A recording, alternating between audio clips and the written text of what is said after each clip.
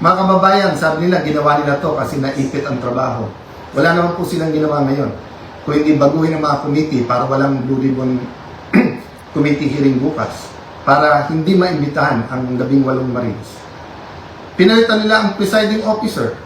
Bakit po? Nagpakita po ba ako ng kahit anong partiality sa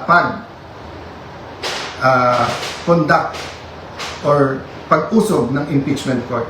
Alam niyo po, madidelay po ang impeachment sapagkat pag pinalitan ang rules ay kailangan pa ho na magkaroon ng publication. So pati po ang ating mga arrangement ngayon magbabago. Bukod pa ho doon, pwede mag-motion for reconsideration kung legal.